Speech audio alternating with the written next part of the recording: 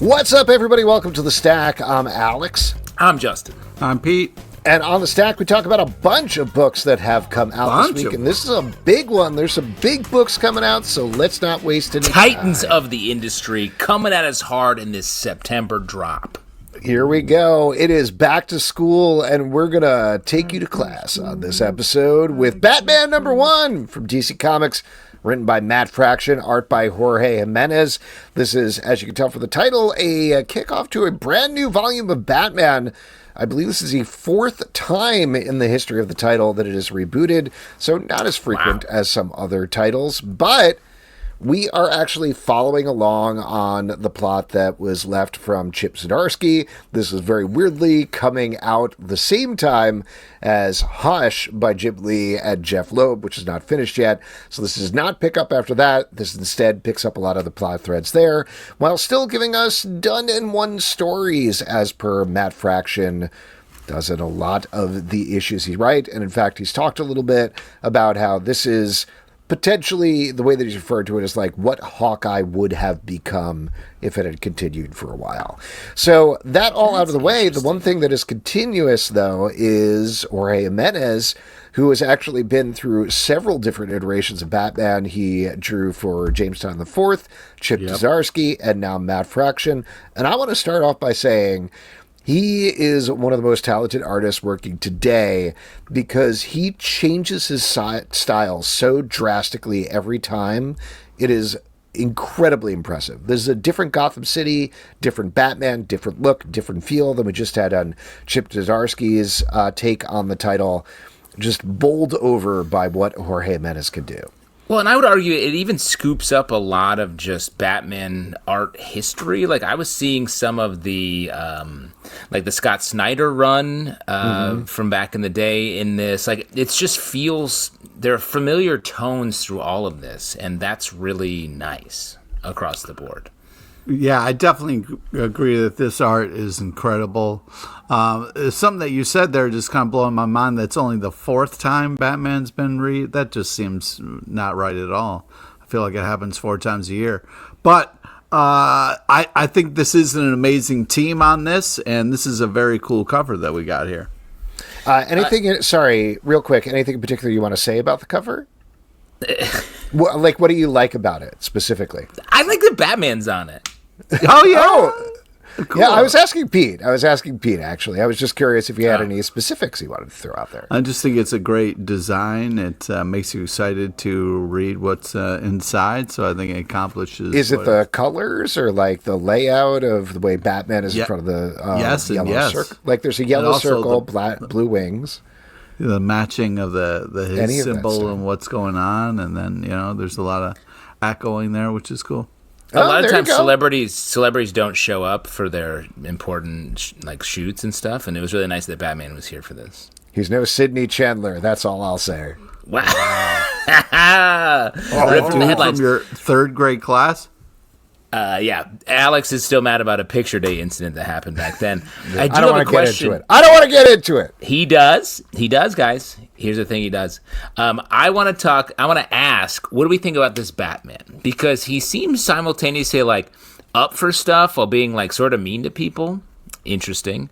B, what do we think of hologram Alfred? Pete, I'm looking at you. Well, I thought this was just he was just seeing Alfred because he misses Alfred. I didn't know that was I thought it was... No, you think he was just having a vision? Yeah. No. This is a Alfred. Really? Yeah. No, it is. It's Alfred. It's a program of Alfred he's created. Do you think that's fucked up? That's kind of fucked up and sweet at the same time. Wow. That kind of really changes things for me, but I do think that this is exciting. I love the ending. I like it when Batman is smarter and kind of using his head more. So I feel like this could be very exciting. I just looked at it as somebody who's going through mourning and just kind of projecting somebody to be there for him and helps him process. So I liked it from that aspect. I really like this Batman. I actually, conversely to what you were saying, Justin, I think this is a less harsh Batman, which does follow off of what Chip was doing, where he's trying to be more open. He's trying to have a new lease on life. And that's what I got out of this. Like, he's not just running into every place and breaking everybody's backs and smashing everything he can see. He's trying to work with people, and he's trying to work with the city and make it better. And that's cool. I like to see that. I was just struck by how harsh he was early in the issue talking to someone. He was sort of like, and he's like getting pretty tired of this. I don't know. I mean, I guess it's just sort of like, he's like, I'm too old for this shit kind of energy. He's over it, man. Yeah. You know what I mean? You seem not high on this, is what I'm getting, Justin. No, I liked it. I'm not saying. I was just trying to characterize the Batman we're getting here, and so getting into that, and then we get some sort of fun with these villain, the creeps, who have a lot of scissors. Yeah, the creepers. Yeah. So it's fun. I mean, I'm here. I'm here for it. Yeah, and I'll also throw out there, like, I liked him caring about the individual people in his city. Like, often we see these just epic clashes with Batman nowadays, and this, him saving somebody at a park, that's pretty cool. It's pretty nice. I like to see that. Yeah. Also, we got a preview for KO in here that the Dark Side looked pretty intense in, so that was neat. Interesting. Amazing Spider-Man number 11 from Marvel, written by Joe Kelly, Saladin Ahmed, Lee Gatlin, Jason Liu, art by John Romita Jr., Pepe Larraz, Pere, Perez, Lee Gatlin, and Jason Liu. This is an oversized issue that is also renumbered as 975, but it's picking off of the big cliffhanger, and I should have said with this first one, but spoiler warning for the whole podcast. This is picking off of the cliffhanger where we found out that Spider-Man in New York City is not Spider-Man. Peter Parker in New York City is not Peter Parker. So we find out exactly what's going on in this issue, who they are, as well as where the real Spider-Man is. And then we get a couple of backup stories. I love this. I love that they are not wasting any time with these mysteries. Like, I kind of expected they would drag it out for a full 6 issues. I love just getting to it. The reveals feel absolutely makes sense throughout, and it's fun as well. Like, just, I had a really good time reading this issue. It's just nice to be 11 issues in and still really enjoying a Spider-Man run, which it's been a couple of years. Well, Wow. but I feel like this is taking swings just from the jump. I feel like Joe Kelly's work has been like, oh, I'm doing a whole other thing here, and he's done a great job. Here's the difference, I think. I feel like Joe Kelly started from a distant place and then tethered it back to Spider-Man when so many runs lately. And I think it's a follow-up to Dan Slott's run, which was like so like in Peter Parker's head, in his trauma, in his life. And then it spread out from there. And it feels very refreshing to have this thing that feels like, yeah, he's in space. Yeah, we're incorporating some of the clone stuff in here. It's surprising, yet not pushing it too far while simultaneously being very creative. So I love it. Yeah, I'm impressed with what Joe Kelly's doing here. This is fun. This is a great collection of stories here. I love all the different art styles, which is great. I love the kind of one-pager Spider-Man where he's talking about food and eating a sandwich, and the Thing is there, so that was really awesome. Yeah, this is Pete. The whole idea of that story was he was eating his webs. How'd you feel about that? Well, and then at the end he eats his own web, and he's got two. No, he different starts flavors. there. He's tasting the sandwich. He's like, this is actually pretty good with the webs. That's Yeah, like and then eating your own grosses out- boogers. it That's like grosses eating your out the- boogers. Let's not. I mean, I don't know if it's that. You know what I mean? But yeah. I mean, I don't know, man. I guess when Spidey's bored, he starts eating his own webbing. That's disturbing. But I just felt like the art style was fun, and it was just kind of a nice little break in the action, one pager, and it was fun to see kind of the Thing rolling his eyes at him at the end there. So I thought it was enjoyable. How do we like the new suit? I really like it. Like I talked about before with the whole 8 Deaths of Spider-Man thing, I've never really loved Spider-Man Gets in mystical stories, but it worked for me because it was fun and fresh and different and did dive deep into Spider-Man's head. I also am like, I don't know that if I need to see Spider-Man in space without any of his regular cast, but The costume is cool and fun and a different riff on the symbiote. We're getting some weird characters that he's mixing it up with. It's very like trapped far away in space, Star Trek Voyager style, trying to work his way home. Cool with me. I had a good time with that as well. Yeah, and I like the riff on the Venom. Like, that's what I feel like Joe Kelly's done, is taken little pieces of this and tethered them back to the story he's telling without it feeling too forced. And shouts to the term miracle thwip. I don't like Miracle Whip, but I like the pun Miracle Thwip. Yeah. Nice. Good. Closer from Image Comics, written by Kieron Gillen, art by Steve Lieber. This is a one-shot that I don't know if we want to spoil, but I also don't know how we could talk about it without spoiling it. Yeah. But yeah. I will say, love this team, love Kieron Gillen stuff, love Steve Lieber's stuff. I was surprised how much this book is basically just a goof. And yes. I was initially thrown by that because you expect like big, important storytelling from particularly Kieron Gillen. But I kind of love that they did that. Like, I think we don't need comics to be, this is the best, most important comic I've ever read in my entire life every single time out of the gate. Instead, have something that is basically based on a joke, explores it a little bit emotionally, but is mostly there to have fun. I came out pretty happy with it. This lost me a little bit, so I'm curious as what's the joke? Is the joke, what if the mime box was real and there was a bunch of pigeons in there? The mind box? Mime? You know how the mimes get stuck in a box? Have you? All right, I'm going to ruin it because this is interesting. I mean, do we have to at this point? Yes. Pete, have you ever heard the song that goes, "Why do birds suddenly appear whenever you're near? Yes. Just like me, they long to be close to you." Yes, yeah. They talk about, they counted the birds and then, So that's what's going on there, is birds just want to be close to her because, as we find out over the course of the issue, her now ex-boyfriend who proposed to her and she doesn't want to get married to cursed her or magicked her or scienced her or something like that. She doesn't even care to live out the powers of this song. Oh, wow. Did not Does that bring... Is that making it feel better? Well, it makes more sense now. I just referenced the song and then got real weird, and I was just like, I don't know what the fuck is happening anymore. I do like that we've decided to break down books rather than like thumbs up or thumbs down. It's like, do you feel better or do you feel worse? Hey, guys, that's the modern day. That's us. That's us reacting to... all I know is you feel couldn't good? pay me to go into a glass box with a bunch of pigeons and hang out there for a while. That's a nightmare. Are you sure?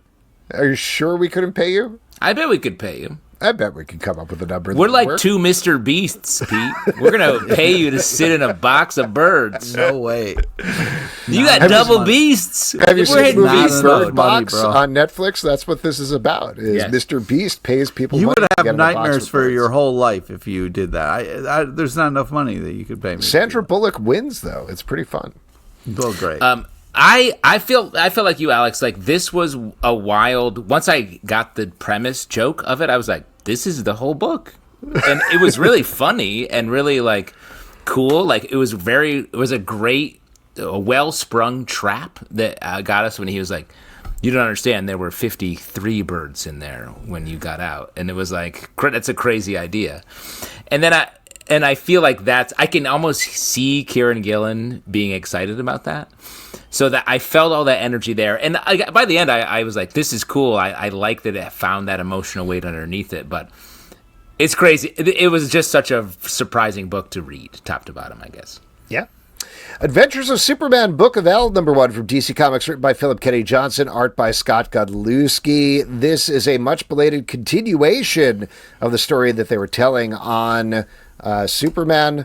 Was it in Superman or Action Comics? I feel like it was Action Comics. Anyway. Yes, I believe it's Action Comics. So there's some big mythic stuff going on here. This continues that plot line. It focuses on the adopted kids of Superman from Warworld. Warworld attacks Earth. Lots of things going down here, including a new villain or a new surprising villain from an old character. What'd you guys think about this? JT says this was your pick of the week. What'd you think, bro? It was a pick. I was, first off, I'll set it up and say I really like that they let Phillip Kennedy Johnson do this to give him the time to bring his story to a close, because his story was, like a lot of Phillip Kennedy Johnson's work, big, mythological, with a lot of elements that he sort of brought together in the DC universe or created whole cloth. So that's cool. And this I thought was good. He knew that we, the reader, have been away from this story for a while, so he let the characters be surprised and surprise each other with what was happening. So that was really nice, and I like the art feels very different from what's going on in the other Superman books, which I think is a smart choice. It also feels different from the earlier books, but I think it actually is nice that it's just sort of a new look to me. Yeah, I agree. The art is really cool. Sets a great kind of unique tone for this. Yeah, I felt like you get a little Smallville fun in here, and then we got kind of like they attack and shit gets crazy. But I really love the pace, the action, the intrigue. I feel like they did such a good job of a first issue of like kind of setting this up for us, and I'm excited to see what's going to happen next. What Pete last said is the thing that really struck me here. BKJ does some very dense storytelling all the time. The Warpoint saga was very dense, but you can kind of get right in with this and understand what's going on, and that was very pleasantly surprising to me. That I thought this would be like, yeah, it's a first issue, but really it's kind of a 45th issue, and it is sort of that, but it resets the situation, resets the characters, has a bunch of mission statements in terms of what he thinks about all of them, and we're rocking and rolling in there. But really great kickoff here. Imperial War, Exiles #1 from Marvel, written by Steve Foxe and Jonathan Hickman, art by Francesco Manna and Davide Tinto. This is another in a series of one-shots that are spinning off of the Cosmic Imperial, I was about to say crossover, but like mini event is basically what it is. And this one is also spinning off of the X-Manhunt storyline, which found Professor X and Lilandra heading to space to rescue their daughter. We catch up with them here, and it's also leading into the upcoming Exiles series that's going to be spinning out of Imperial. That's a lot of stuff. How do you guys think this one held up? Like you said, it's great to see Manhunt really pay off. I think they really knew how to bring this story to a close with this, Yeah, in a way that was understandable if you can tell multiple bird people apart. And just so Professor X focused, just like Manhunt, really knew how to take a character we care about and really get us inside his head as he makes the next choice in his life, which is to have a daughter, sort of. I don't know what's going on here. I mean, I do know what's going on here, but like it's so dense with all the Shi'ar stuff, and they're just like nonstop walking in and out of places and taking baths and talking for full pages of dialogue. So they're birds, Alex. They gotta bathe. They're bird baths. Oh yeah, and birds are always like. They are making that noise. Yeah. Wow. So that's a lot of the dialogue. It's not a lot of the dialogue. And to your point, like, there's Professor X and Lilandra come in, they take their daughter, and they're like, well, now here she is. What should we do next? Exiles. Yeah. Well, I thought it was a fun last panel. The "to me my exiles" line. And you got Lollipop Head. We're kind of back in time with when this was happening, and like we didn't get to see him kind of fly off to be the greatest dad we've ever seen here. So I don't know, man. I thought there were some nice moments. But overall, there was a lot to kind of get through to get to this. So I'm hoping we can kind of see this pay off and we get to see kind of Lollipop be a good dad. So we'll see. What? You want to see him be a good dad? Maybe once, him not be a piece of shit. I don't know. I do think that would be an interesting emotional thread to pull on if they had played with that at all in this issue, and maybe they'll play with it in the Exiles book. But this really feels like a point A to point B book, which makes it, in my mind, kind of not necessary. Like, if you want to know why Professor X how he got his daughter back, the answer is pretty simply and easily. Like, there doesn't seem to be too many problems there. And when you get to that last page that Pete's talking about, which is fun, I'm like, cool, I want to see a scene with Professor X, Danger, Rocket Raccoon, Corsair, and what is that, like Kid Gladiator or something like that? I'm not honestly sure, but that sounds fun. Give me that. Don't be like, here's the coming attractions of something coming later. Give me that in this issue, because that seems like the fun thing. Well, you got to get to it. You know what I mean? The two things I would say is, like, there are more, like, characters with little name tag lower thirds underneath them in this book than any other book on the stands this week. It's a crazy amount of people who are people love name tags, bro. So that's huge. I literally do, but these characters don't do anything in this book besides stand in a big pose. Here's what this book is. This book is the stretch of highway between two exits, and the last page is the signage where you're like, oh, cool, there's a Roy Rogers and a McDonald's at that rest stop. I'm going to head there next. No. This book is like a reunion, a high school reunion where everybody's wearing tags, and you got to try to get yourself to the bar, but there's a lot of people you got to remember before that can happen. And you're awkward because you're like, oh no, I fucked Squirm. And I gotta bump into them, and I don't know if Hussar, Oracle, Flashfire, Earthquake, and Warstar are gonna be there. You also fucked Squirm? Oh, guys, I got news for you. About this. We all fucked Squirm. Comic Book Club summer vacation. But yes, but more seriously, I do think. But seriously, folks, it is crazy to me that the Manhunt was built around the emotional pain that Professor X felt by hearing his daughter in peril, and we never get that story, really. We just get him being here with her amongst truly 50 people who are saying stuff with Decan and all of that other X-Men history that we don't really ever talk about anymore, referenced. And then he's just like, she's starting a group called the Exiles that Professor X is going to be in? Sure. I don't know. Yeah. Great. Good branding, though, with Exiles. Why don't we move on and talk about Maria Llovet's Artificial #1 from Image Comics by Maria Llovet. As has become usual with her, she is coming up with a sci-fi premise, adding a little sexiness to it and pushing it forward here. Here, the idea, we're following a woman who hires a android, do we want to call it, for a date. It's like an AI app android called Date X. She goes on a date with it, really likes it. Her friends drunkenly convince her to put out the money and get it full time because it shuts down right before she has sex with it. Except she doesn't listen to some kind of important instructions when she is paying for it. So it's probably going to go horribly wrong as things go further. Justin, I know you and I have enjoyed Maria Llovet's stuff in the past. What did you think about this one? You ever see a magician do a trick a bunch of times? You're like, I know how this trick goes. But then you're like, I still like it. I still like that trick. That's the way I feel about these Maria Llovet books, where I'm like, oh, is this another book about someone finding sexual satisfaction through a vaguely sci-fi premise?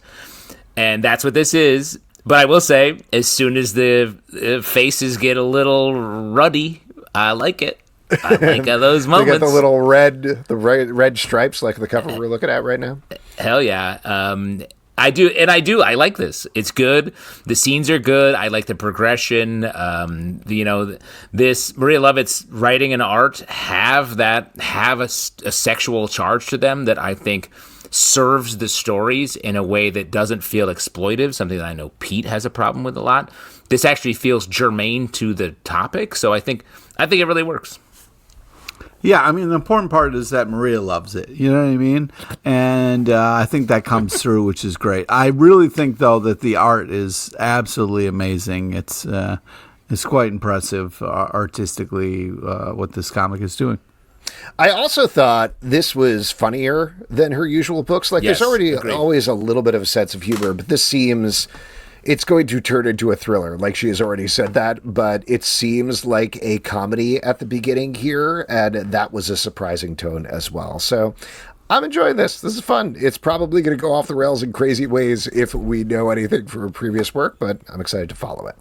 Yeah. Speaking of going off the rails in crazy ways, Skid Please Alex, 2. The Alex alarm's going off because he loves this. Skid Please 2, #1 from Oni Press, written by Jordan Thomas, art by Daniel Gete, and I do love this. I mentioned this on the live show, but if you didn't read the first one, it takes place in a indeterminate future where people are cloned off of skin. But those clones have a tendency to go crazy and kill people, or do they? That's what we explored over the first series, leading up to the revelation that the main cop we're following may in fact be a skin clone himself, or vice versa. Twist. The leader of the resistance may be his skin clone. I don't think we actually know for sure yet, though I may be forgetting, but we're picking up later and getting deeper into that here, and it continues to be gross and twisty, and it's really pushing on the characters while being very funny and arch at the same time. I do really like this book. There's a moment in this book, a panel where... have you guys been served those ads for games on Instagram where it's like you stand and a character shoots a gun and bounces off stuff? Uh-huh. There's a panel of that in this, and I was like, oh my God, that's that thing. It really got me in like a very dumb way of like something that I see a lot on my phone. But fun slice of life for sharing that. I appreciate it, man. Well, they use it a couple times. Are you thinking times. of Pull the Pin? It kind of looked like Pull the Pin. Is that what you're thinking of? There's that. There's one like that. There's one with a gun that I get served a lot, and one with Pull the Pin. And there's most of what I get is a guy sliding back and forth between two like shuttles of people he shoots over and over again. Yeah, my favorite of those fake ads, while we're talking about it, they definitely do this on TikTok, is they have a fake podcast where people are talking about the game. Have you ever seen that? Where it's four people in squares being like, oh my God, did you play this game yet? It's the best game. I'm like, yeah, no. Like, I love how you can upgrade. And at that point, I swipe away, but it's crazy. Wow. Versus is that an AI? No, AI it's people? It's real people. They hired to pretend to do a podcast talking about this game. Well, anyway, Holy Skin shit. Police #2, which is a little Wait, sorry, confusing. before you move on, if anybody wants to give us money to do that, we 100% will. Yeah, exactly. To talk on a podcast for money, we're right there. We're so close. I feel like Skin Police 2 #1 is a crazy fun issue. This continues to be awesome. I'm glad that we're reading more of this. It's just one of those things where it's like, if you're going to give a big speech, don't set up in front of a giant lizard. I feel like that's just a bad omen. And, somebody's going to try to shoot somebody from the giant lizard eye. And I feel like, they should have saw that coming. You know what I mean? Great art, great exploding head. I like the way that, Pete, you said that this continues to be good, because I agree with you. It continues to be skin-tense. It's, satisfying. It is satisfying. I'm enjoying this, and I want more. It's very unique and cool. Give me some skin, I say, and let's move on to Birds of Prey #25 from DC Comics, written by Kelly Thompson, art by Cliff Richards and Sami Basri. Bunch of stuff going on in this issue, but the big thing is the birds are still trying to figure out how to go on the offensive against the group that's been attacking them.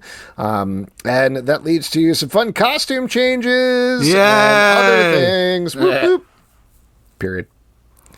Yeah. Over to you. I love this. Bart is just so great in this comic, and this continues to be fantastic. Love the team. Can't wait for the next adventure. I mean, I really love the art. I sound like a broken record on this comic, but there's just such amazing pages and panel layouts and cool villain. The snake monster thing was very cool. So, yeah, this is in great hands and continues to kick ass. Yeah, I mean, we talk about this. This is like one of the most consistent books on the stands. It continues to be excellent, and while maintaining the great art and writing, still pushing out and bringing in these elements like the whole new looks for the group here. So, really fun. Yeah, cool cover. Doctor Strange 450 from Marvel, written by J. Michael Straczynski. Man, you really snuck that in there so I couldn't rail on you about it. Written by J. Michael Straczynski, Ashley Allen, Roger Stern, Christian Ward, and Derek Landy. Art by Lee Ferguson, Ig Guara, Ron Lim, Christian Ward, and Ivan Fiorelli. This is a collection of stories honoring this anniversary for Doctor Strange, ending with a teaser of Derek Landy and Ivan Ferreira's new series that's going to be coming pretty soon, which finds Doctor Strange in Asgard. Can I say something to you guys? I had a weird revelation while I was reading this issue. Oh, boy. Which is, I don't like Doctor Strange. What? I don't know. I just don't care about him. I was reading this and Are I was you like, serious? the art is very good in here, pretty much across the board. What In about the particular, last couple of movies? What are you talking about? We're the last into couple? Oh, deep. literally the couple.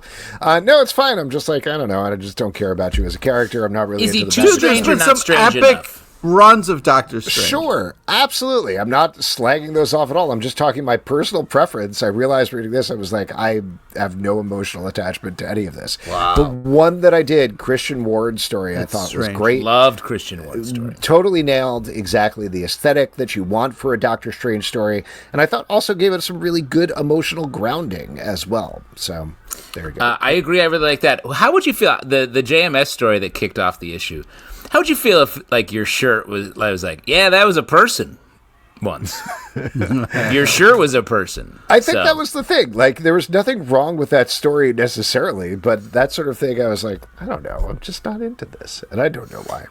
Well, here's my takeaway from this issue. Like, I love Doctor Strange. I think there's been some great runs. I've enjoyed the most recent run that ended. Perhaps the favorite was Ghost Dog. Yeah, there was Jason Aaron's run was great. Donny Cates' run following it was also really great. So, like, I'm not saying there have been all Doctor Strange comic books are bad. I'm just saying, like, there's something about I just can't get into caring about the character. Well, but I think the issue, what I thought was there was some great stuff. There was great Clea stuff in these recent runs. Like, I think there has been some emotionality to it. I just think right now Doctor Strange sort of stuck in Asgard feels like a sideshow. I think we need Doctor Strange to, my thought reading this was like, go on a Silver Surfer style emotional wandering and like find out some things, do some like done in one stuff, and have Doctor Strange go on a real journey and get stranger. I think would be really cool. Like, it reminded me of it made me want the what was the Superman book where he was lost? It was Superman Lost. Yes. What was the one where he was lost? It was called Lost. Something like that. Doctor What was Strange. the Star Trek series where there were Voyagers? What was that? Great title. I mean, it's smart titling. Yeah. It happened in my brain. Anyways, this is a celebration of Doctor Strange, which I'm all about. I feel like he is a fun character, and this is a great collection of stories. I liked all of them. I thought they were all kind of unique, very enjoyable art. Also very touching Jim Shooter tribute that Marvel is running in its comics right now, which is great. So, yeah, I thought this was a nice package and a nice celebration of a fantastic character, Zalbin. I'm just saying, if I die and become a cape, I want you guys to share me. Sure. Hey, man, I respect articles of clothing, so don't you worry about it. You do. In what articles do you respect the most? I'm just saying. What do you mean by that? I respect shirts. I respect pants. You know what I mean? You respect pants. Yep. What do you mean by that? Because you wear them? Yeah, that's right. You take care of them? Mm-hmm. Put them on hangers? That's right. You wash them on a gentle cycle? What do you mean you respect pants? Delicate, baby. Come on, man. I respect it. Respect the pants. Respect pants. Everything Dead and Dying, #1 from Image Comics, written by Tate Bromble, art by Jacob Phillips. There's a lot to discover in this book over the course of it, but basically it takes place in a zombie apocalypse. There's one man who is alive, and he's trying to hold on to what is left of his life.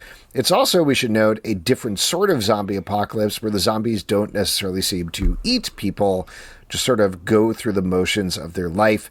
It's very sad. It is morose. It's beautifully drawn, as usual, by Jacob Phillips. I really like this issue, even though it took a little while to kind of figure out what was going on. Well, I agree with you. It definitely, and where it ended up, I feel like, oh, okay. we're getting into some more classic zombie elements. But the entire book, I was like, oh, this feels so different. This feels like such a different way into a story like this.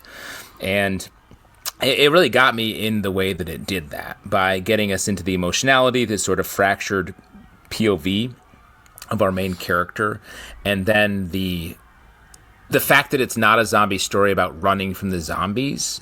It's about the sadness of being around the zombies. So it's less about fear and more about melancholy and dealing with past emotions. And I thought that's a flavor we never see in zombie stories. This cover here is haunting and beautiful at the same time. This is scary as fuck. When you see the little girl, the zombified, I was like, nope, and had to walk away. But the art is haunting and beautiful at the same time, which is impressive. It's an impressive combo. Yep. The Adventures of Lumen N, #1 from Dark Horse Comics, written by James Robinson, art by Phil Hester. I think it actually is helpful to know where this is going at the end of the issue, but this is a very steampunk, magical, inspired book that jumps back in time to give us a tale of somebody that we eventually do find out is the grandson of Nemo, and that's kind of giving us... Not the Disney fish. No, not the Disney captain. Fish. Yes, the captain. Earlier Disney fame. It feels... Phil Hester's art here feels very Mike Mignola. It feels very BPRD. But also the inclusion of Nemo immediately made me think of League of Extraordinary Gentlemen as well. So there's a bit of that as well. But it's fun. I don't know. James Robinson's having a good time here. Phil Hester is great on art. I had a good time. Yes, Pete, what's your question? Sorry, I just... Pete's concerned. Pete has an emergency comment. If you could stop talking for like 5 seconds, that'd be great. No problem. This is JT Sizzle's boy here. Okay, so I wanted to get a temp check. I want to check in with JT Sizz. How are you feeling before you read this? Were you nervous? Were you excited? Like, this is a great team. You're talking about James Robinson. Yes. Yes, that's the right. Writer of Starman, my favorite comic. Here's the thing, though, Pete. I actually think you have taken the mantle, the JR mantle, because you love his most recent book so much. Yeah, the one about the Magic Hotel is just... Yes. Welcome to the Maynard. Yeah. The Maynard, yeah. Yeah, got to stop the Maynards. So I feel like you're the JR... Sorry, did you just say Wolfman has Maynards? No, you should shop at Maynard's. Yeah, okay. it's pretty big. Wolfman has Maynards? Do they only come out Spring in May? balls? You mean spring balls? Spring balls. Wolfman has spring balls. Spring balls. Hey, Justin was If talking. we're gonna pull a quote from this episode, I think it's Wolfman has spring balls. That's the pull quote. That'll be what we say to each other as a greeting from here on out. And sorry I did interrupt. I just had an emergency comment. Great. Yes. Makes sense. Just if we can all just lightly make the siren noise when we have to make an I emergency have one comment. of those. I could do that. Yeah. Oh, good. I please bet you stop. Please stop. No, it's fine. It's fine. Yeah. Here No, we go. please don't. do. Look, This was Salvin not in the worth it. morning on the drive emergency Not time. comment worth it. incoming. This is I'll not keep that worth ready. it. I'll keep that That's ready. good. It's good to have a quick emergency comment that takes a full 20 seconds to set up, sound-wise. I agree with you completely. This is so BPRD coded, top to bottom. And I think I talked about a book last week that was like a Hellboy alternative that will make you feel like you're reading classic Hellboy. I feel like if you're looking for some BPRD energy, this is where you want to be. Yes. Especially the preview for next issue feels like it's going to dive even deeper into sort of literary mythology and these new characters we're going to meet here. I wish the title was better. I feel like this is not a good title. The Adventures of Lumen N is No, you don't say strange. Lumen N. You just say The Adventures of Lumen. What about the N? Yeah, that's you don't have to pronounce one N. That's not how that works. That's not how letters There's and two, words work. Two N's right next to each other. There's a space between them. Oh, you just so say I should Lumen. call you P. LePage? Yep. That's how it Got works. it. Huh, P. interesting. Yeah. Interesting. All right. Well, we're learning a lot about each other. Wait! I haven't talked about this book You yet. had to complain about 'Cause this. Okay, go ahead. Justin dodged my, how you feeling about this? Because I thought No, but maybe he would get excited. I said you're the JR Dude, guy if now. one of my favorites was coming out with a book, I'd be hyped. I was excited, especially this cover. I feel like it does a good job of hyping you up, and I agree. This does feel like a BPRD in really great hands.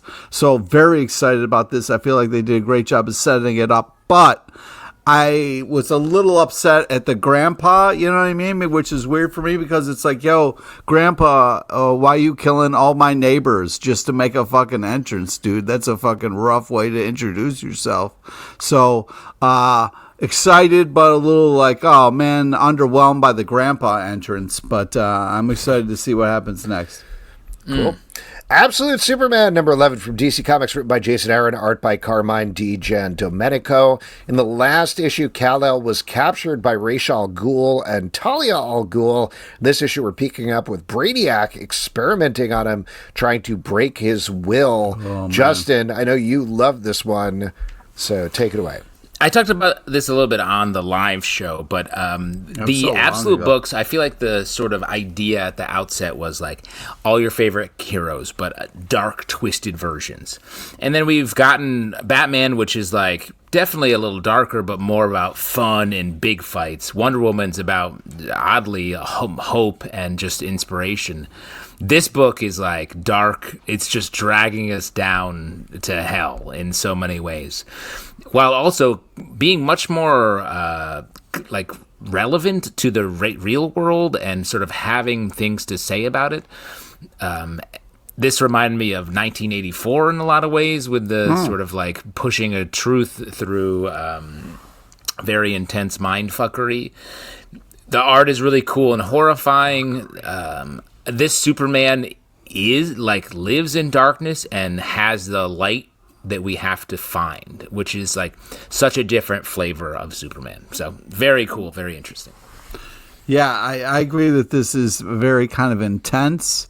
The suits being tortured by Brainiac was tough to kind of watch, but the art is great. It really does encapsulate the creepiness that and the intensity that Brainiac is kind of bringing into this.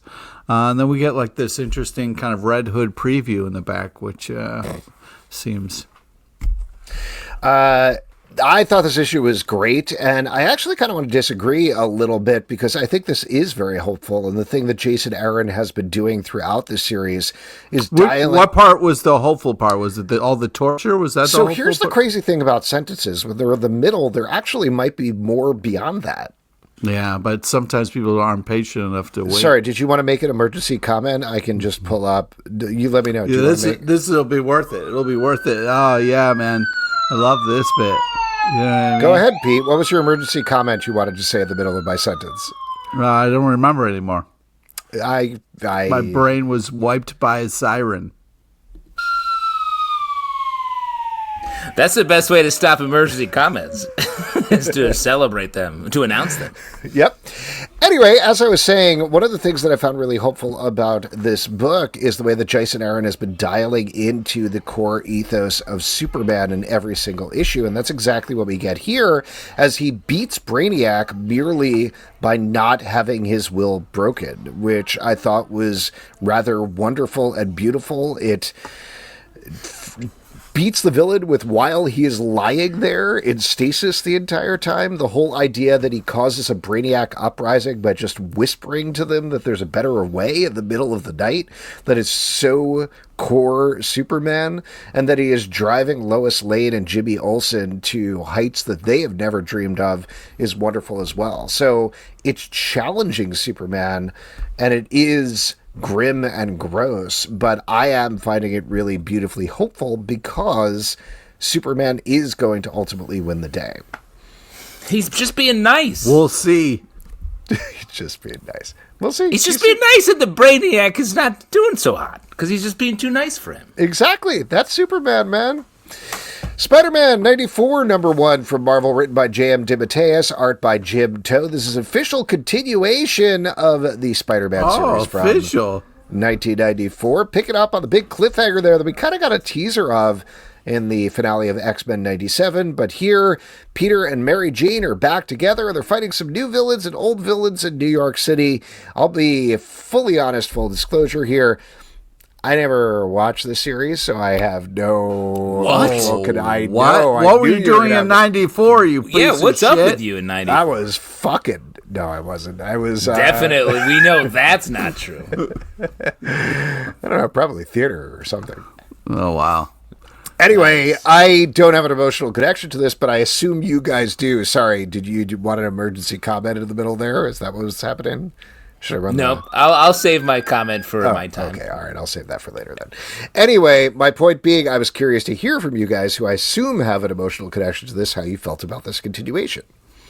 Well, I was very excited because, we're finally getting MJ and Peter together, although I was losing my mind when MJ asked, and then Peter was like, no. But then the second time he finally said yes, so I was screaming at my computer screen, which is fun. If MJ asks you to get married, you say yes. But yeah, I thought this was fun. It was a great nostalgia bath. I feel like they did a great job of kind of really capturing the animation style of that time. So gross villain reveal at the end there with those growing evil water babies. But MJ and Spider-Man together. That's all I need. This is, of course, the Spider-Blood Spider-Man era that we're talking about here. Right. So, if you didn't watch that show out there listening, and of course Alex here at home, that had one of the wildest continuities, just like X-Men 97, just like got into so much wild Spider-Man stuff, and which I think you see in this book. Like, did you expect to see Moreland thrown around in this? I did not. Yeah. One of my least favorite characters. Very exciting. Yeah, you hate Moreland. But I know, he's just a big Dracula dude. There's not much more going on there. Well, but he eats spider totems. Okay. Great. So, he's that's a pretty cool. He's a Dracula So who that's cool. eats spider totems. Well, but then he has Pretty a cool. family who also eats spider totems and other totems. That's also pretty No, cool. that's fair. That's fair. I hadn't really thought about it that way. They travel thought all around about- the world and eat different totems, Alex. Totems are delicious, Alex. Rhinos, totems. I don't get me wrong. I eat crunchy totems every morning so I can get my fiber up. That's good. Smart. One of my and thank you. Your fiber is almost 2 up. Let me say, getting a little tight. It's getting a little tight down there. My favorite thing about Spider-Man is his totem. The fact that he's a totem. And so you like this? I did like this. Okay. It's not afraid to dive into all of it, but it's still, I like J.M. DeMatteis as a writer. I think this stuff, especially for shouts to Pete, someone who likes to see Peter and Mary Jane together, this has got to be like Come a nice on. fresh dive into Ain't a cold nothing lake. wrong. Well, let me ask you a question, though. This is pure speculation, but a lot of people, after the success of X-Men 97, were pushing to have a Spider-Man 94. Do you think the fact that there is now a comic means that's never going to happen in animation? Probably. Yes, Great. I do think that. Let's talk about another ending that is back. Star Trek Voyager Homecoming, #1 from IDW, written by Susan Bridges and Tilly Bridges, art by Angel Hernandez. This is taking place in a little pocket in the Star Trek Voyager finale where they're not quite home yet, but they have returned to their quadrant, and they end up embroiled in yet another adventure, as you can So imagine. you're saying it's a homecoming is what it is. Yes. What? Okay. I don't know. That's You not how just you said say the that word. word. Yeah, but there's a space between the N and the G, so you have to both pronounce both of those. Anyway, I don't know what I'm saying. What do you guys think about this? Justin, you like Star Trek Voyager, right? I like Star Trek, and this does Voyager is a series that I didn't watch all of. I know that's perhaps sacrilegious amongst the fans, but I really like all the characters in Voyager. And I think this issue does a great job of really letting us catch up with all of them, balancing them in a nice way, and giving us this little side quest, Flight of Fancy. Yeah, I agree that it's feels like it's classic Star Trek fun here, where you got aliens on the ship, you got to figure it out, get to the bottom of it. So yeah, I thought fun Star Trek times and great art. You're exhausted by aliens on the It's a classic, you know. Man, All right. Anyway, Cheetah and Cheshire robbed the Justice League #2 from DC Comics, written by Greg Rucka, art by Nicola Scott. Cheetah and Cheshire have decided, you're not going to believe this, to rob the Justice League, but they got to put a crew together first. And so that's what this issue is all about, is figuring out who they want. They don't want any A-listers. They want people who are going to be off the radar. And so they put together a very weird crew to help them rob the Justice League Watchtower satellite. I continue to love this series. Greg Rucka and Nicola Scott just work perfectly together. Yeah. And like we talked about with the first issue, or at least I talked about with the first issue, there's this undercurrent of what is going on with Cheetah emotionally that I think gives what could be a sort of a goof book a lot of emotional grounding, and it's very nice. So, yeah, I'm excited to see where this goes. Greg Rucka is just he really wants his characters to feel more than a lot of other writers, I feel like, and then just has a great command of dialogue to express that. And it's very, all of his dialogue is so refreshing, I feel like, and this book really nails that. And then Nicola Scott's stuff is just great. It has like a realism to it that I think is like you said, Alex, really matches Rucka's style. While still being super expressive, there's just some great pages in the middle here with where Cheetah's talking to what's his name, the demon boy. Oh, Clarion the Witch Boy. Clarion, yeah. That are great. Like Clarion, the eyes just pop in so much of it. It's just really well done. It's very funny you called that out, by the way, because that was the point of the book where I was like, who's that character? It's Clarion the Witch Boy in my head. And I was like, I don't know that I love that I know all of this. Yeah, it's when you get hit with a real rush of information, it's a shame. I mean, I was on board for the premise of this. I was like, okay, this seems like a fun idea. But a lot of this issue is just kind of them picking and sitting around and talking. So I'm looking forward to the execution of the idea. And I get it. We're building up to it. The first issue, they were like, this is going to be crazy. And now we're kind of settling into it. But just a lot of just chatting about what we're going to do, which is always a little tough. It's a classic heist movie. That's called making a plan. Yeah, that's what they always do. They talk about the plan. They put the crew together. Then they put the heist together and figure out what they're going to do. That'll probably be next issue. And then they'll actually do the heist. They'll get there. Yeah, or like when you wake up, you're like, brush my teeth, eat some breakfast. What point are you putting the crew together to do that? Because I get a crew for each of those stages. Yeah, he needs crews, man. Got the tooth crew. Yeah. Get the tooth crew in there. By the way, I got to go soon because I got to talk to my explosives expert about brushing my teeth today. So yeah, wow, heavy plaque guy, Alex. he destroys plaque. Yeah, he's a real plaque destroyer. Sisterhood, a Hyde Street story #3 from Image Comics, written by Matal Zachut, art by Layla Lays. We are following a friend and her ghost, or vengeful ghost, who is forcing her to kill off the sorority that led to her death in more and more horrible ways. Pete, if I remember correctly, you were very worried about this book the last issue. How are you feeling in issue 3? I am still very worried. Here's the thing, guys. If you're going to make a pact with an evil demon that wants revenge, they're going to push you to start murdering people off. And you can't act surprised by it because you knew what you were signing up for. So, man, I'm really worried about this lady's life decisions that she's making right now because she's alive and her demon friend is already dead. So I feel like she's really putting herself in a tough position. And the kind of like way that the drowning demon ghost is just showing up in reflections is really creeping me the fuck out, man. Yeah, there's when you're a ghost, it's hard to throw consequences on. There's not like that I know of. We've been talking about the afterlife a lot lately. There's not a lot of ghost jail or ghost handcuffs or whatever. That you know of. That's what I'm saying. I'm open.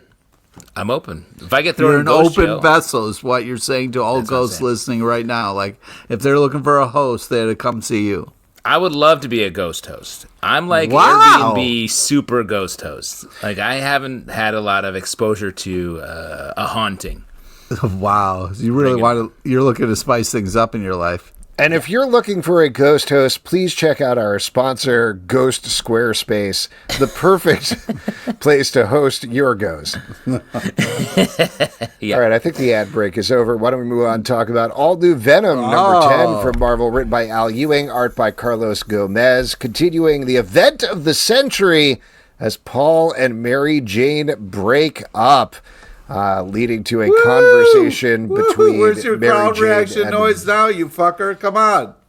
Let's put it in there, you know what I mean? Was that it? Was that the crowd No, reaction? not noise, the really? racist one. I don't think hearing a gong noise is racist, per se. Yeah, I also don't think it is. I think it's kind of racist that you think it's racist, but it's not. I just think there's something weird about doing Keep it. going. Keep going.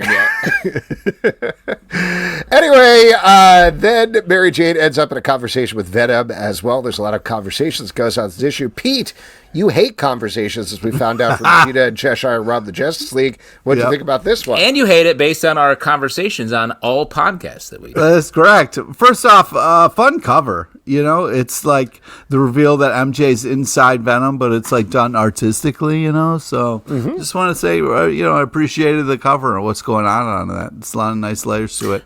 Well, not to jump in with an emergency comment, but there is a great panel in the great page in the middle of the book that pays off this cover image. It's a 3-part. I actually think that's useful. It's a 3-part single panel where it's Mary Jane getting enveloped by the Venom, and it's awesome. I loved it. Yeah, it was cool. I'm glad you interrupted for that. Yeah, so It was an emergency. Yeah. Yeah, I just think that this is it's a little weird with the all the different kind of relationships going on because We got you with that. Should we stop? Do you need a minute? No, the amount that threw you. It was just very. He got you. I got you with that.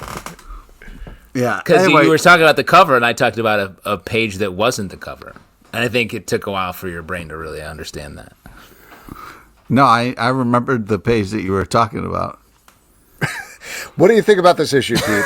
Let's get this back on track. All right, sorry. So, anyways, yeah, I just think it's a weird choice what's happening because it's like, man, I think Venom is a fun character, but what I don't want to see Venom doing is trying to have an emotional conversation with his son or their son, I should say. So it's weird to have like this very emotional conversation between a guardian and their like tween, son.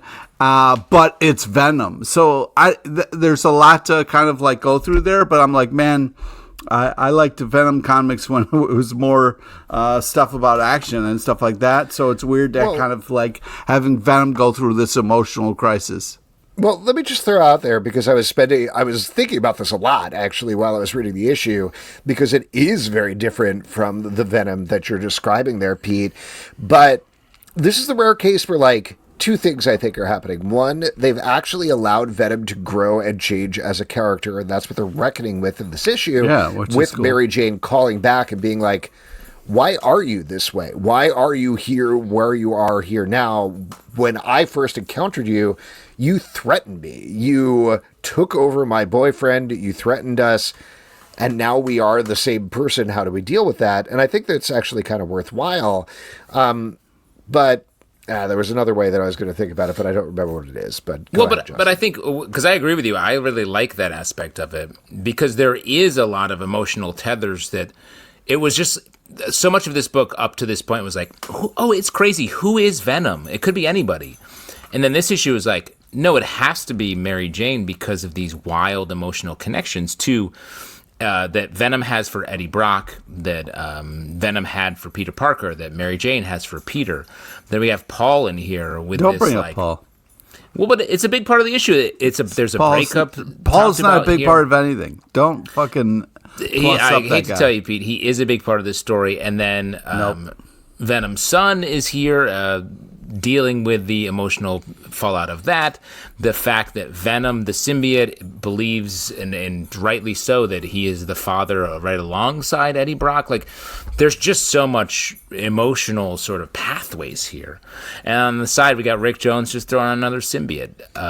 I think this is one of Al Ewing's best books, and it's really, I think there's just a lot of threads coming together, both continuity-wise and emotional at the same time. Well, let's see how it compares to another one of Al Ewing's books that I accidentally put back-to-back with this. That's the Al Ewing block. Ewing block, Absolute Green Lantern #6 from DC Comics, written Al by squared. Al Ewing, art by Janoy Lindsay.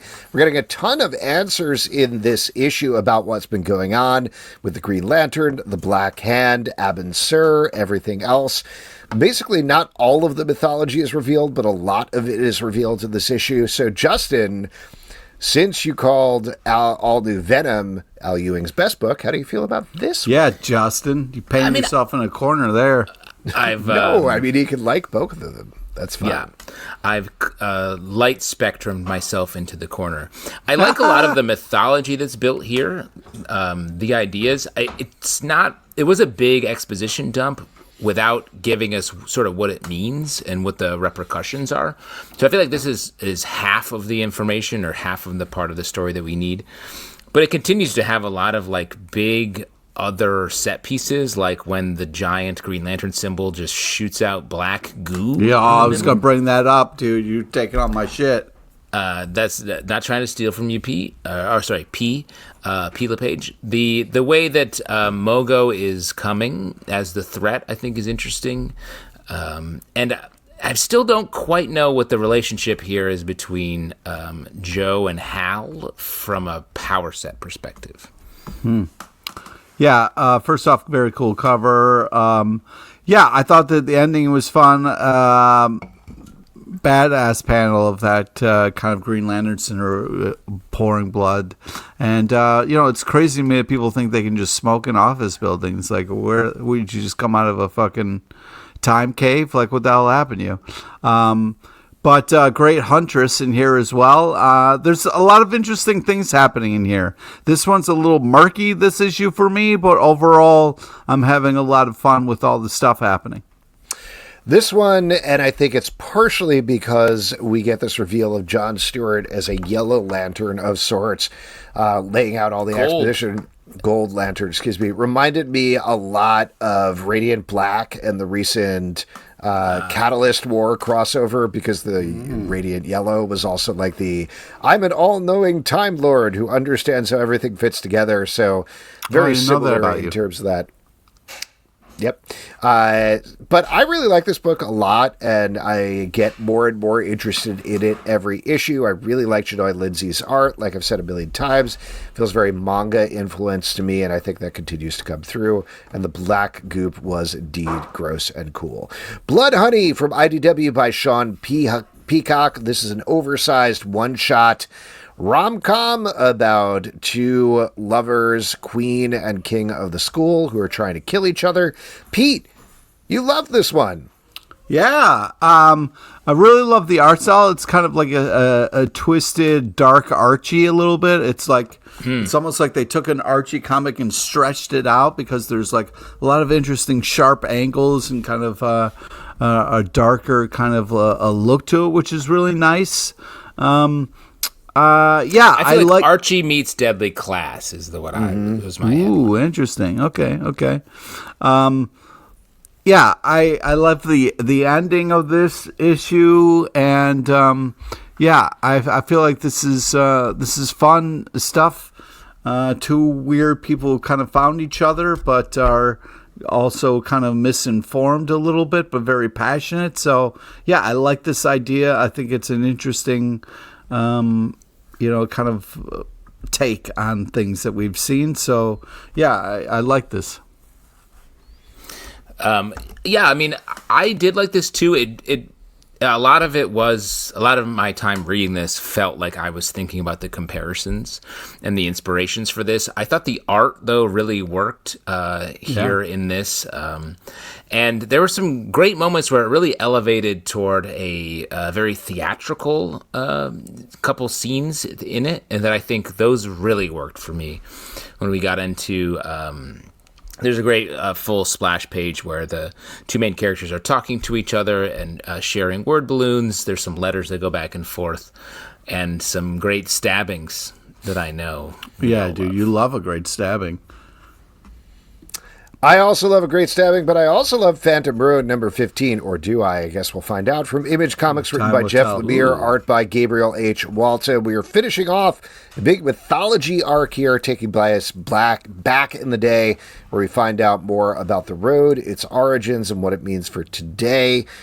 Great art from Gabriel H. Walta. Yeah. No, I don't know.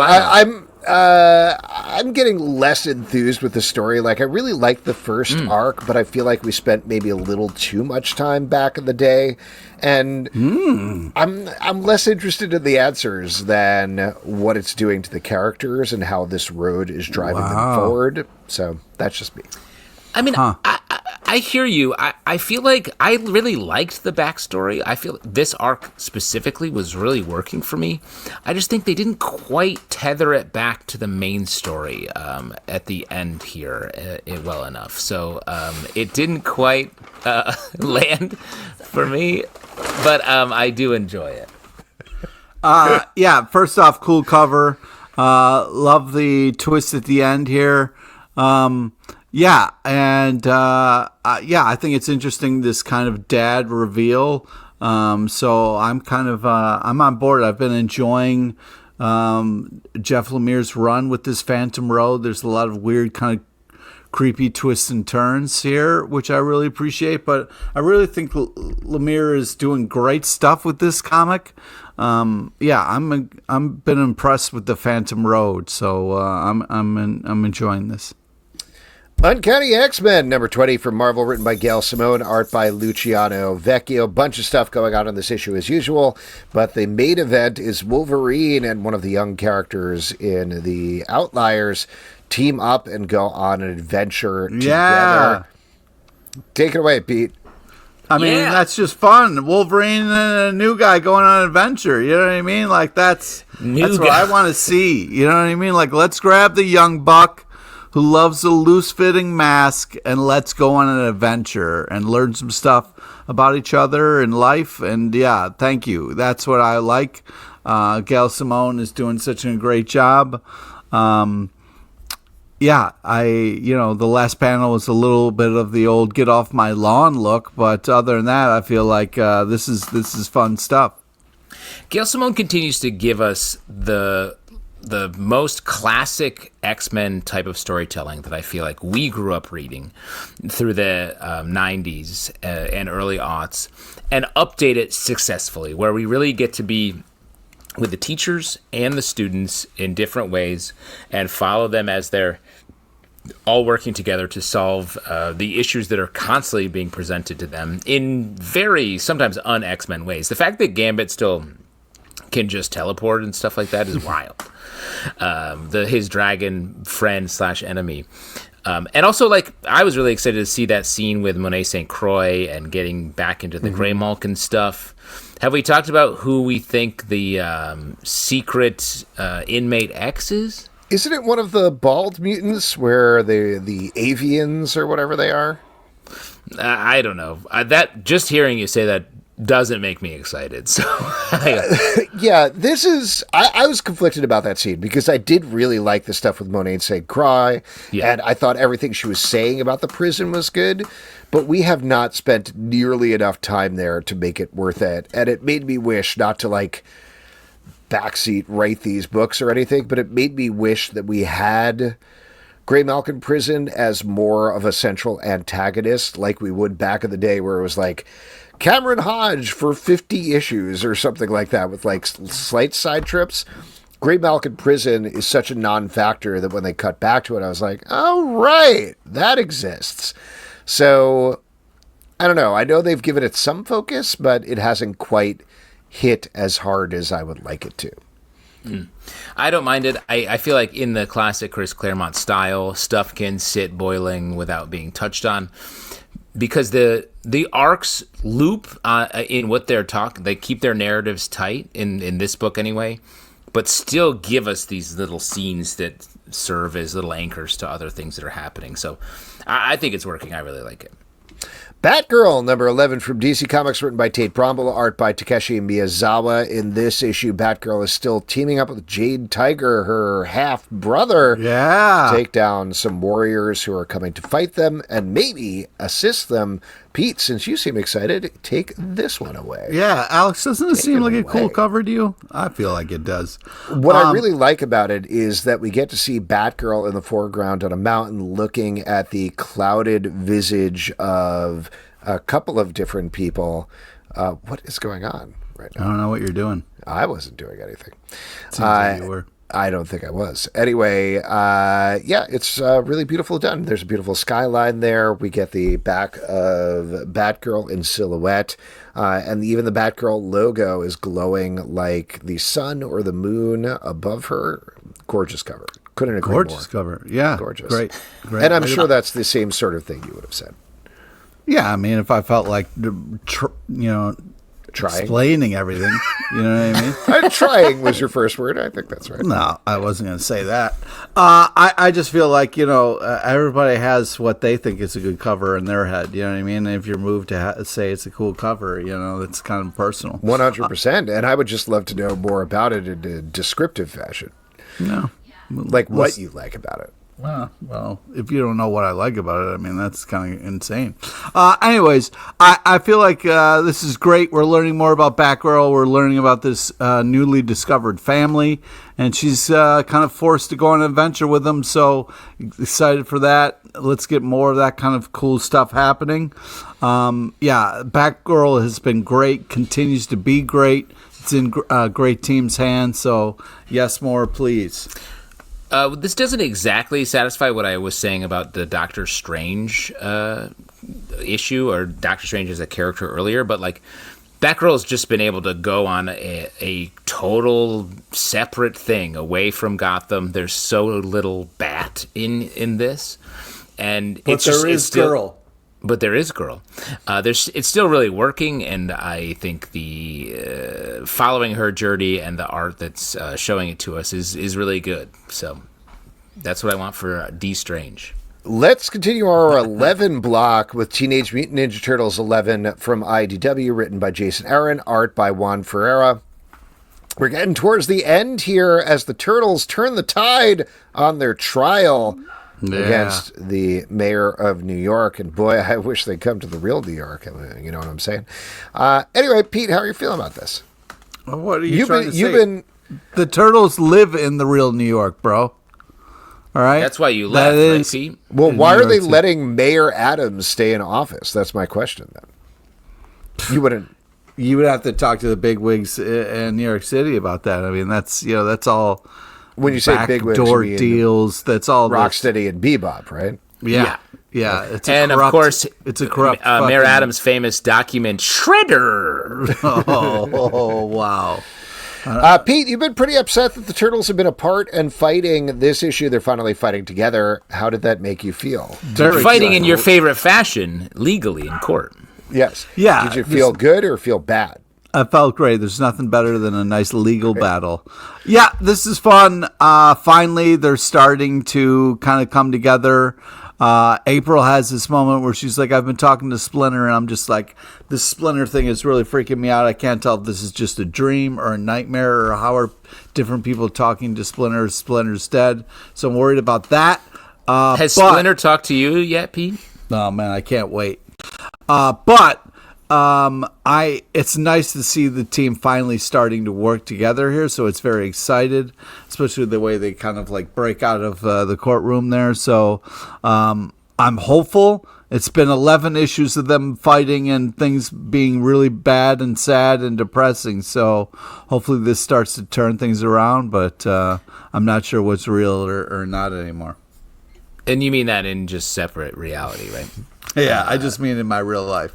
Yeah. Now, It's Pete- crazy you didn't call out the cover here, Pete, because I think this cover is awesome. It's the turtles in the back of a cab. I thought this was cool. a fantastic cover. Yeah. It's Yeah, a police really car, fun. right?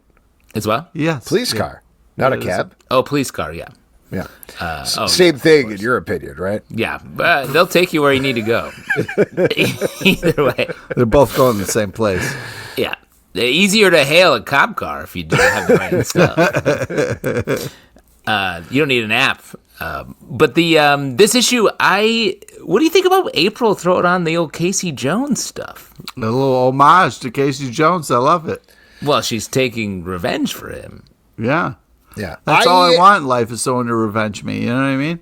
It's I don't want to say it's weird necessarily, but I think like since they've spun Casey Jones into his own series, it actually would have made more sense to loop back to him heroically coming in at this point in the series. Don't take it away from April. Well, just because they set up him getting hurt earlier in the series, but he's off doing his own thing, as they refer to. I don't know. I think it's fun. It's a fun riff. Have April do it. Why not? Yeah. I want to know what's going on with this mayor, because there seemed to be some sort of hypnotizing thing going on, and we sort of blasted past that a little bit. I wonder if we're going to get any explanation at all. Yeah, I don't know. This feels like a conclusive statement on some of that stuff, so I don't know if we're going to loop back to it. JSA number 11, finishing our 11 block from DC Comics, written by Jeff Lemire, 11. art by Diego Olortegui. This is kicking off a two-part Ragnarok arc that is bringing to bear everything that's happened in the first year of JSA. We've skipped a couple of issues here, but I thought it was worth checking back in now that they're finishing up the first arc. What do we think about everything in JSA land? I mean, I like this. It's crazy that Jeff Lemire's doing this on the heels of so much of Black Hammer, because I just feel so much of that. Mm-hmm. And it's not that he's ripping off his own work or anything, but like it actually makes this work really great. And the art matches Jeff Lemire's stuff on Black Hammer. So like that's crazy. Like Diego Olortegui is really, really nice, very complimentary here. And I like the way we get some small scenes. We're jumping between so many wild ideas. A new Kid Eternity, all the Dr. Fate stuff that's happening here. Really beautiful moment with Green Lantern and Obsidian and Jade coming together. Yeah. Like there's just so much happening here, and it all feels. It's hard to have these emotional moments still hit in such a compressed storytelling fashion. Yeah, fun cover, crazy last panel reveal, fun relationship stuff. The villains reveal slash kind of page was just really great. Yeah, I mean, the tough part is that it leaves us at a tough spot where it's like, tune in next time. We're like, oh, goddamn, I can't wait to see what happens next. But, yeah, That's all looking forward comics, to it. really, though. Well, when you think about it, sure, yeah. But some leave you a little bit,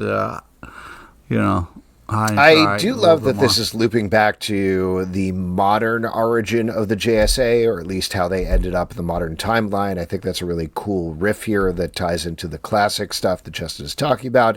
And in terms of the cover, it's great seeing the first of this two-part cover by Leonardo Romero that is showing all the villains on this side here facing off against the heroes, which is what we're going to see on the cover next month. So there you go.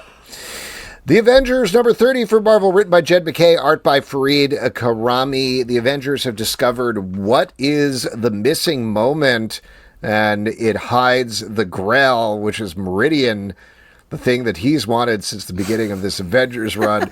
And they've discovered that it's taken place in Secret Wars, so they're going to head back there, which is what they do this issue. But first, before they can do that, there's a lot of business to take care of. For example, when they're leaving Earth, they got to leave their city, who is also their teammate, in the care of the X-Men, so the X-Men can save the world. so they can take care of that business because otherwise the world would be unprotected. Meanwhile, the X-Men have clearly left Alaska unprotected, so I assume we'll find who took their place at Alaska in their issue. But probably Alpha Flight or something. or something like that. And then who's protecting Canada, honestly? Like, I guess we'll find out there. Anyway, it's a cascading who's protecting who. Disaster. It's a cascading disaster. It's a cascading disaster. And then I found this very helpful. After they set up the X-Men at the beginning of the issue and get that all out of the way, then they're in space and Carol Danvers, Captain Marvel, is like, hey guys, I just want to check, and this is a volunteer mission. And then they run down who everybody is, and they're like, I'm Black Panther, I'm from Wakanda, and I'm cool with this. And then after they check in with everybody and we really find out who all these characters are for the first time, then we get a couple of pages of them just like breaking through a hole in space. So that was pretty cool as well. And it all ends in a reveal that I think we predicted 30 issues ago. So I loved it. What I hear some criticisms in there. Yeah, there's some mild criticisms. Here's the thing. I feel like Jed MacKay is a little bit being like, I don't really like what's happening in X-Men, so I'm just going to move the X-Men over here also and make this like the whole thing. Is that cool? Because we do invite the X-Men to the Impossible City, and then we check in with them later, and they're like, look at all this stuff we did. We solved an earthquake. And it's like, what is happening? You don't need to do this here. As far as the roll call moment, I actually thought it was cool. I liked it. It wasn't them saying, like, I'm Scarlet Witch and I'm here to dance or whatever. It was a little bit of, like, them saying, giving us a little character motivation for what happens. The only thing is we don't really get to see any of those motivations pay off. No. I wish we could have seen some of that here. That would have really made this feel like a tight, cohesive issue. And the reveal of Meridian is, yes, a bit underwhelming. It's the most obvious person, I guess, in the world, in the of all possible people it could have been. Well, it also, I mean, not to keep lumping on this book, but it is frustrating to me to be like, we're returning to Secret Wars and the Marvel zombies are here, and we get rid of them pretty quickly. Yeah. So I don't know. It's just, I don't know. What do you think, Pete? How are you feeling about this book? Well, the cover gives you that the Return of the Marvel Zombies teaser. And so, I'm like, well, how is this going to all work? And so then I was like, okay, well, you got to team up with the X-Men and the Avengers versus Marvel Zombies. Okay, all right, maybe. But then the kind of, I don't want to give it away if you guys didn't. The reveal at the end, I was like, man, that's not exciting. But this is a good jumping on point for the start of this if you wanted to get involved. Wow. What a review. Yeah. Anyway, Star Trek Red Shirts #2 from IDW, written by Christopher Cantwell, art by Megan Levins. Per the title, we are following a big group, a sort of Black Ops team of red shirts who are all going to die one by one. It's kind of a Suicide Squad type thing. And sure enough, this issue, even more of them die in horrible ways. Justin, I think you really liked the first issue, if I remember. How'd you feel about this one? I did. I mean, I think this is just a fun idea. I think the Star Trek line sort of closed out the Avengers style run with a bang, and then I felt like, it's leaving it in a strange place to restart. We had a nice chat with, I want to say, the editor of the Star Trek line a couple months ago. That got me hyped about it for books like this, where it really is resetting and taking in a different direction, along with the Voyager book and the other books we've been talking about in recent weeks. So, I agree. I like this. It's a fun idea, and it feels like a joke at first, but they actually play it out in a real way. Yeah, I mean, and the cover is fun. It's a fun joke. But it is elevated to make it an interesting story, which is great. It's taking this kind of bit and then kind of really sitting in it a little bit, which I think is a cool idea. While also doing it. While also seeing a red shirt get just slashed. Yeah, it's just slashed. I mean, that's what's going to be the fun bit, their go-to. But, great art, great action. yeah, I feel like they got epic monsters, and this is an enjoyable story. So I'm in on the joke and enjoying it. Well, why don't we talk about more epic monsters with Justice League versus Godzilla versus Kong 2, number 4 from DC Comics, written by Brian Buccellato, art by Christian Duce. The Justice League is over in the Monsterverse, and Lex Luthor and Lee Shaw are trying to create Titan-sized versions of the DC villains. Meanwhile, the heroes are trying to figure out how to stop them. In this issue, they do, by recreating the Titan formula that Lex Luthor has created, leading to a Titan-sized Superman fighting Godzilla. Pete, you had to be geeking out there, I bet. Yeah, that's fun. You know, the primal soups is a good time. Whose side were you on? Godzilla, always Godzilla's side. Always roll Versus with my Superman, boy. even. Yeah, I know, it's a tough place to be. But, what if it was like a primal Punisher versus Godzilla? How would you feel about that? It's awful to say. It's awful to say. What about a primal version of your childhood best friend just getting jacked up and going up man. Really? You talking about Chris Otter, bro? Yeah, I'm talking about the otter. What about this? What about like Godzilla versus a primal version of Mary Jane and Spider-Man are married again? Oh my God! Like they accidentally invite Godzilla to the wedding, and he's like, "I'm going to ruin this." That's a tough call. I don't want to sit at my table. He loves an open bar. He loves with the Sandman. Yeah, I just it was nice we got to see King Kong. We haven't been seeing him much, so it was nice we got a little moment with him. Great I have a question about this. Are you going to ask the same question, Justin? Probably. The question where they're like, they say something to King Kong about Green Lantern. They're like, oh, he doesn't know that yet. This is a different point in his timeline? Yeah. What? Because we all know King Kong and Green Lantern roll deep, you know what I mean? So they gotta make sure that they're... The implication is that, like, they're in the past of the Monsterverse? Is that what's going on? Do you know what's going on? Me? No. That's the thing, is, like, I think, if anything, that's a cast forward moment, I have to guess, that they're going to reveal later. Okay. How would that work? He wouldn't know about Green Lantern because he forgot? No, well, I think they're going to reveal why he said that later. Okay.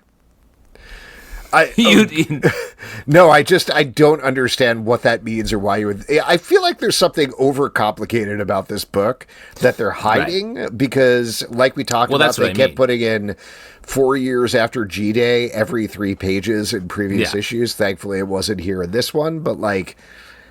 Something is going on with this book that they haven't revealed what it is yet, I think. Well, especially when the main thrust of the book is like big Superman fight big monster. Right. Yeah. It's like, well, which is that's fun, pretty though. simple. I mean, that's fun, though. I'm saying let that be. There's also, I will say, the craziest part of the issue to me, though, was the Flash, who has a massive head wound, being like, yeah, Titanize me. And everybody's like, why are you doing that? Dude.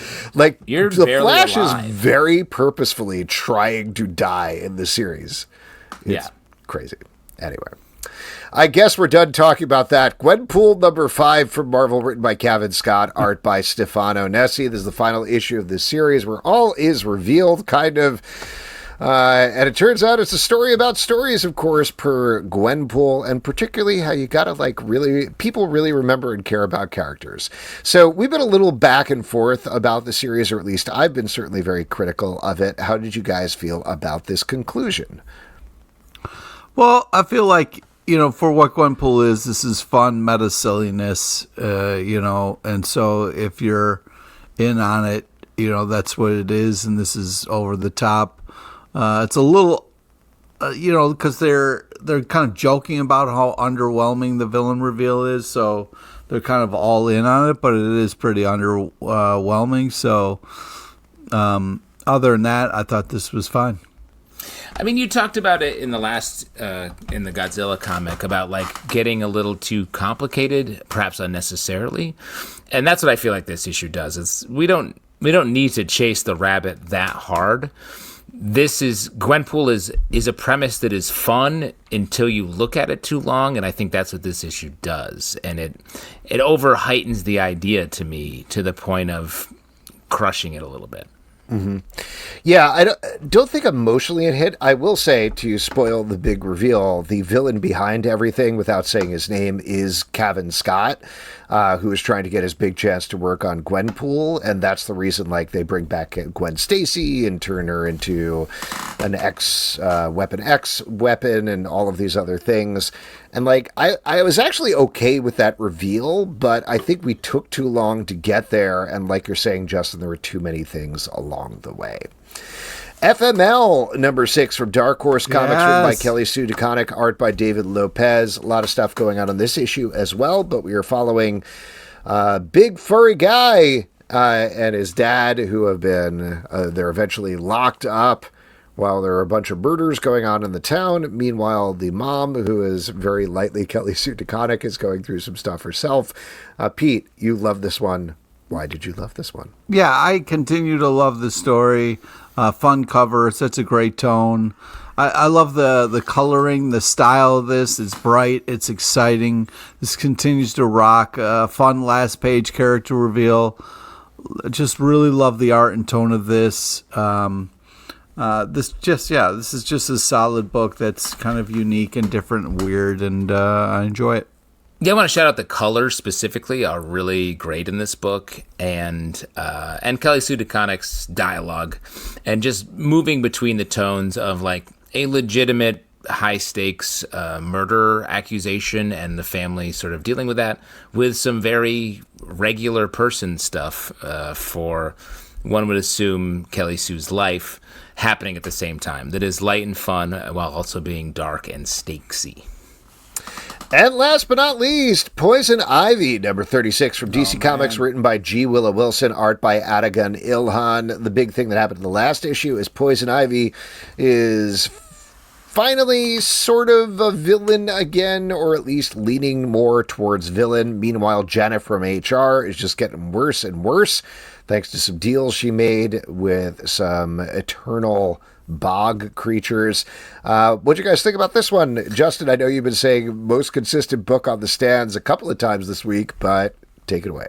But this too, but I gotta say, Janet from HR has been looking fucked up for a couple of issues. Yes. And like it's getting rough around the edges. So dude, I don't think she's doing too well, bro.